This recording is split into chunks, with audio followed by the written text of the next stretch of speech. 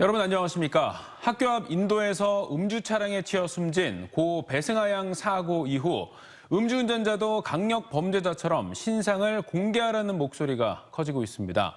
관련 법안들까지 잇따라 나오고 있는데 신상 공개만으로는 음주운전 사고를 막기 어렵다는 지적도 나옵니다. 십수년째 국회에서 잠자고 있는 음주운전 시동 잠금 장치 의무화 법안 통과가 절실한 시점입니다. 김철진 기자입니다. 강화되는 법규에도 음주사고가 줄지 않자 최근 국회에선 음주운전자 신상공개 움직임이 커지고 있습니다. 국민의힘 하태경 의원은 제2의 배승하 양을 막아야 한다며 관련 법안을 발의했습니다. 음주운전 살인운전이다. 마찬가지로 음주치사죄도 살인죄로 다루어서 신상 공개를 하겠다 하는 것이 이 법의 취지입니다.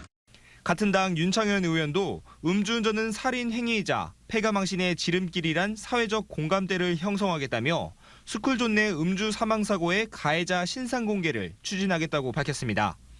신상 공개가 국민 법감정에 미치지 못하는 음주운전 형량을 보충해준다는 긍정의 목소리도 있습니다. 하지만 음주운전 신상 공개 대상 규모가 강력범죄의 수배에 달할 만큼 너무 커 주목성과 징벌적 효과가 떨어질 수 있다는 지적도 나옵니다. 이에 따라 보다 범죄 예방에 초점을 맞춘 음주운전 방지장치 의무화 법안도 주목받고 있습니다. 미국과 캐나다, 프랑스 등에서 도입한 음주운전 시동 잠금 장치는 차량에 설치된 음주 측정기를 통과하지 못하면 시동 자체가 걸리지 않아 음주운전 자체를 원천 차단할 수 있습니다. 각 나라별로 의무 대상과 그에 따른 효과도 다르긴 하지만 1980년대 도입한 미국의 경우 음주운전자 사망자가 20% 가까이 감소했다는 결과도 있습니다.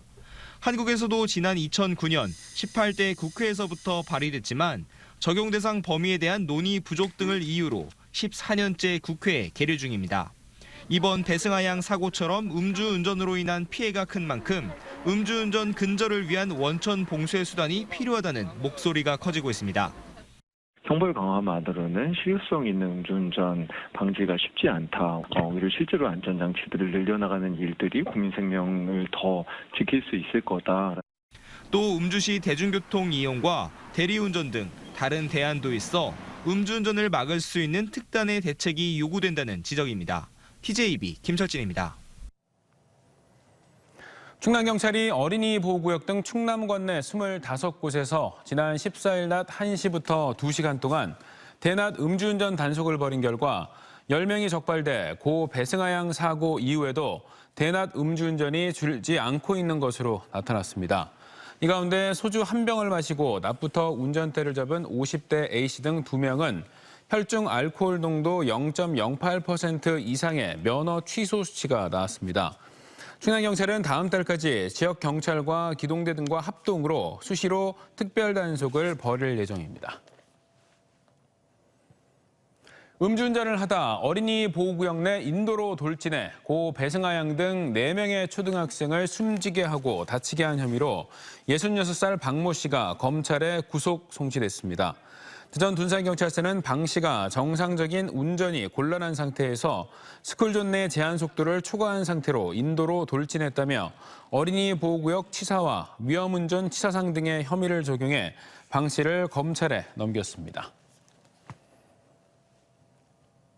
흔히 JMS로 불리는 기독교 복음 선교회의 2인자로 알려진 정조은 씨와 JMS 교단 관계자 등 6명이 구속 기로에 섰습니다.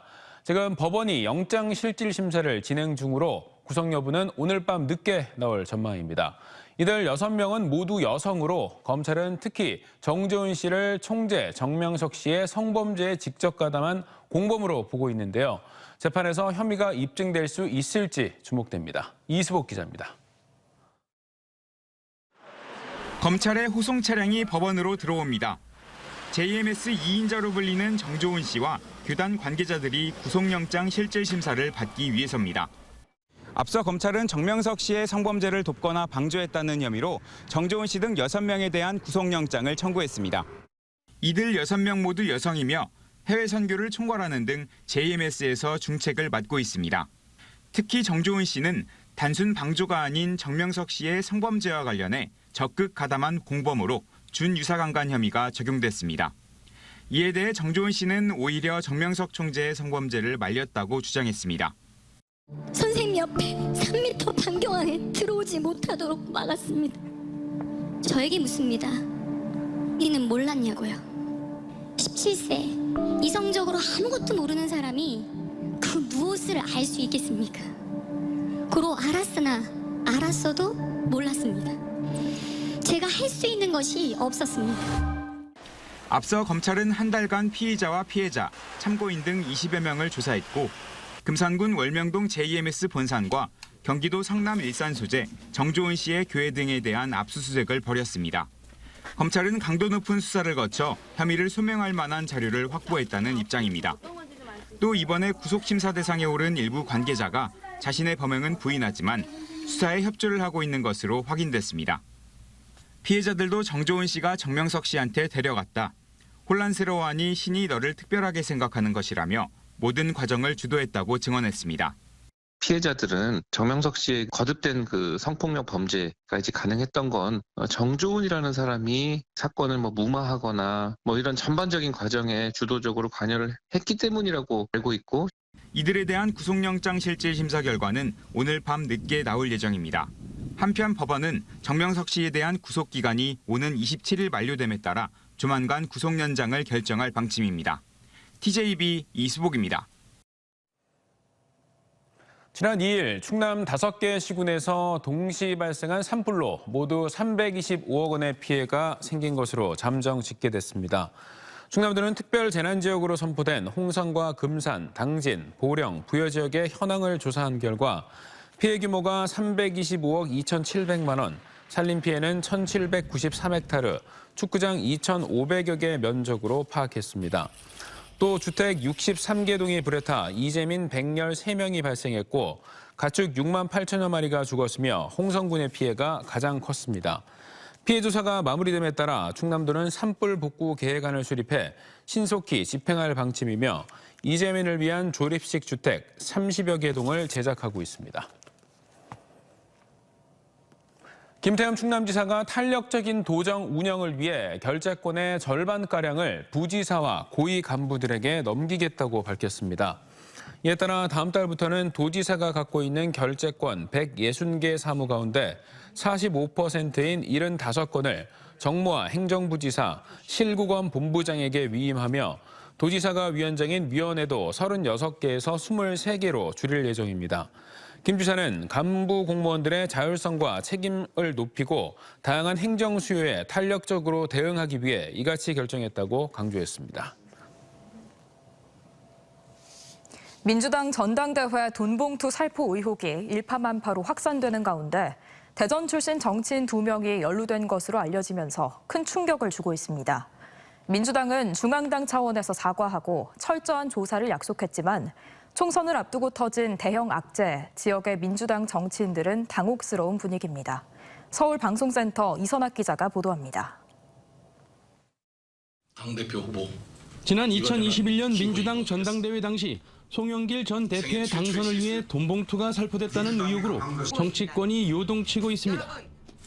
국민의힘이 연일 총공세를 펼치는 가운데 이재명 대표는 철저한 조사를 약속하며 사태 수습에 나섰습니다.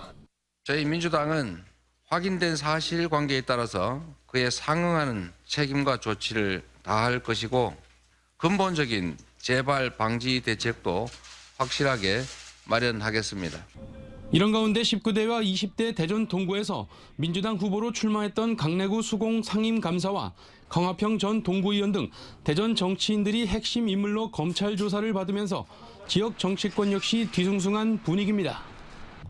강내구 감사는 현역 의원에게 전달된 9,400만 원 가운데 8천만 원의 자금을 마련했고 강화평 전 구의원은 지역 본부장과 상황실장들에게 돈을 전달하는 과정에 관여했다는 혐의인데 두 사람 모두 해당 혐의를 부인하고 있습니다. 이에 대해 국민의힘 대전시당은 논평을 통해 민주당의 검은 커넥션이 대전까지 연결됐다며 대전의 명예를 지키기 위해 수사에 적극 협조하라고 촉구했습니다. 지난 총선에서 7석을 모두 석권했던 민주당 대전시당은 대형 악재에 곤혹스러운 분위기입니다. 돈봉투 살포 의혹 수사가 이제 시작인 만큼 앞으로 수사 과정에서 현역 의원까지 확산될 경우 총선에 악영향을 미칠 수 있기 때문입니다. 자기들하고 관련됐기 때문에 칼날이 무디거나 이런 기미가 조금이라도 보인다면 전국적 차원이든 지역적 차원이든 그 유권자들이 또 시민들이 가만 안 있을 것이라고 생각합니다.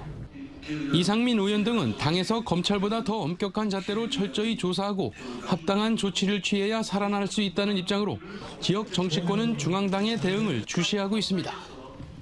TJB 이선학입니다. 하락세를 이어가던 대전과 세종, 충남의 집값이 3개월째 하락폭이 점차 축소되고 있고 특히 세종은 급매물이 소진되고 있습니다. 한국부동산원에 따르면 아파트 매매 가격은 전월 대비 전국 평균 1.09%, 대전 1.32%, 충남 0.98%, 세종 0.23% 하락하며 지난해 12월 이후 3개월 연속 하락세가 축소됐습니다.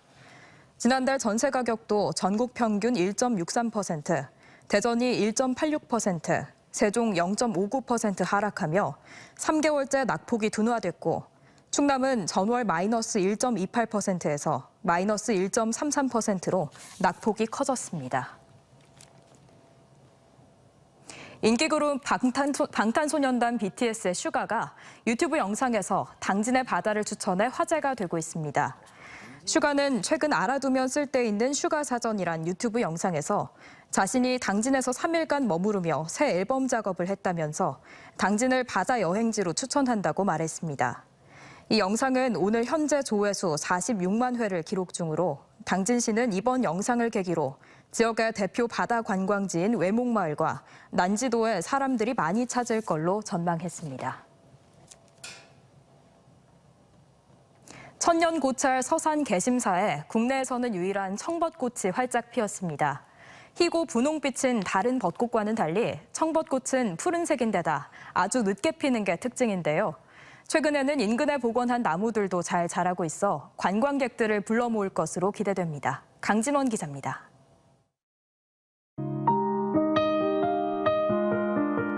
백제 의자왕 때 지어진 걸로 전해지는 천년고찰 개심사에 봄이 깊숙이 스며들었습니다. 나지막히 독경 소리가 울려 퍼지는 산사 한마당에서는 가지를 사방에 들이운 청벚꽃 세 그루가 그 긴 세월을 지키고 있습니다. 희거나 분홍빛인 보통 벚꽃과 달리 청벚꽃은 연두빛을 띠다 햇빛을 받으면 푸른색으로 변합니다. 개심사에서만 펼쳐지는 이 특별한 풍경을 보기 위해 이맘때면 많은 사람들이 찾고 있습니다. 흔히 볼 수 있는 핑크빛이 아니고 그 연두색과 청빛, 초록빛이 같이 어우러진 게 풍성한 그 꽃만큼이나 너무나 예쁘게 잘 본 것 같아요. 청벚꽃은 개심사에 4그루가 있다가 얼마 전 1그루가 죽어 3그루만 남아 있습니다. 왜 유독 개심사에만 피는지 또 언제부턴지 알 순 없지만 이 지역의 독특한 기후와 토질의 영향으로 추정됩니다. 개심사는 꽃잎이 겹으로 이루어진 왕벚꽃도 절정을 맞아 풍성한 꽃의 향연이 펼쳐지고 있습니다. 특히 개심사의 청벚꽃, 왕벚꽃은 보통 4월 초인 다른 벚꽃과 개화 시기도 큰 차이를 보여 신비감을 더하고 있습니다. 벚꽃이 이제 지기 시작했을 때 그때서야 비로소 개심사의 벚꽃은 이제 피기 시작합니다. 그래서 이 개심사의 청벚꽃이 피게 되면 이제는 곧 여름이 오겠구나. 한편 서산시는 2년 전 청벚꽃을 복원해 서산 호수공원 등 인근 지역에 심었는데 상당수 잘 자라고 있어서 청벚꽃의 이색적인 모습을 더 많은 곳에서 감상할 수 있을 전망입니다. TJB 강진원입니다. 한국타이어 대전 공장 화재 이후 260여 명의 협력업체 직원들이 권고사직을 받자 협력업체 직원 100여 명이 노조를 설립하고 고용 안정보장과 구조조정 중단을 촉구했습니다.